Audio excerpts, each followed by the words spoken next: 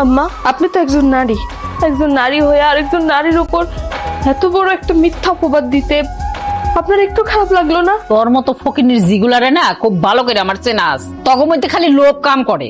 যে একটা পয়সাওয়ালা পোলা দেখস অমনি গলায় ঝুলিয়া পরস। আকাশের চান পাওয়া এত সোজা না, এটা আমি তোমার আজকে বুঝাই দিই। আমি এবার এটাই ছিলাম, আমার এক বুক ভালোবাসার স্বপ্ন নিয়ে, যে ভালোবাসা আপনারা ভাইঙ্গা সুইরা সুরমার করে দিচ্ছেন, আমার স্বামীর কাছে আমারে পর করে দিচ্ছেন। শোন, তোর যেটুকু প্রাপ্য ওইটুকুই তোরে আমি দিচ্ছি। আজকে থেকে এই মুহূর্তে থেকে তুই এই বাড়ির পুত্রবধূ না, তুই হইলি এই বাড়ির কাজের মাইয়া। আমি একটা বিরাট বড় অনুষ্ঠানে যাব, জুতার অবস্থা দেখছো? এই জুতা পরে অনুষ্ঠানে যাওয়া যায়? তুমি একটু খেয়াল করে দেখবা না? আমি তোমার জুতা পরিষ্কার করবো? এই বাড়িতে জুতা পরিষ্কার করার লোক থাকতে তুমি আমারে কইতেছো? কার কথা কইতেছো? আরে দাঁড়াও, ডাকতেছি। ময়না, ওই যে বৈশাই জুতাটা পরিষ্কার করতে কইছি, এই জুতার মধ্যে যেন কোনো ময়লা না থাকে, আর যদি ময়লা থাকে না লক্ষ্মী মেরে বাড়ি থেকে বাইর করে। এই, এটা তুমি কি দিয়ে মুছতেছো? এটার মধ্যে তো আরো ময়লা। এই ময়লা কাপড় দিয়ে আমার জুতা পরিষ্কার করলে জুতার মধ্যে তো আরো ময়লা পড়বো। হাই, তুই জানো সেই জুতার দাম কত? তোর শাড়ির চেয়ে জুতার দাম বেশি। তোর শাড়ি দিয়ে জুতা পরিষ্কার কর, কোনো ময়লা যেন না থাকে। তোমার বুদ্ধি আছে, তুমি যোগ্য মানুষ রে, যোগ্য প্রাপ্য দিছো। ঠিক আছে, আমি অনুষ্ঠানে যাই। সাবধানে যাও। কি হ্যাঁ, এরপরও কি আমার সাথে তোর তুলনা করবি? এই বাড়িতে আমার অবস্থান কই আর তোর অবস্থান কই, দেখলি তো? এত অপমানের পরও কি তুই এই বাড়িতে পড়ে থাকবি? উনি আমার বড় ভাইয়ের মতো। বড় ভাই সবসময় বাপের সমতুল্য হয়। বাপের জুতো পরিষ্কার করে দিলে সম্মান কমে না, বরঞ্চ বাড়ে। ঢং দেখলার বাসি না ফকির নাই।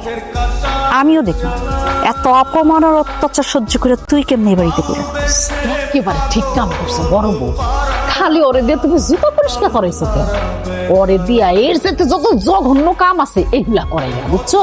যাতে ও অতিষ্ঠ হয়ে বাড়ি থেকে বাইরে যায়। আপনি খালি আপনার ছেলের বুঝে বেড়ান, তারপর ওই ফকির মাইয়ারা কেমনি এই বাড়ি থেকে বাইর করতে হয়, এটা আমি দেখতেছি।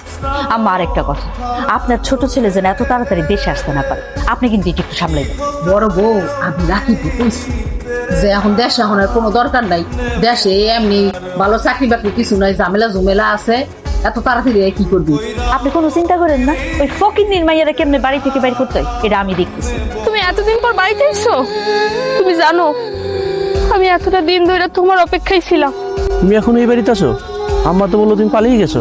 আমি জানি আমার তোমার কাছে আমার নামে অপবাদ দিছে, তাই তো, যে আমি আরেকজনের হাত ধইরা এই বাড়ি থেকে চলে গেছি। বিশ্বাস করো, আমি এই কাজ জীবনও করতে পারি না। তুমি তো আমার ভালোবাসো, ভালোবাসে এই বাড়িতে বিয়ে করে আমার বউ করে নিয়ে আইছো। তুমি আমার চিনো না, আমি এই ধরনের কাজ জীবনও করতে পারি? তুমি কও। তার মানে মা তোমার নামে মিথ্যা কথা বলছে? সব মিথ্যা কথা কইছে।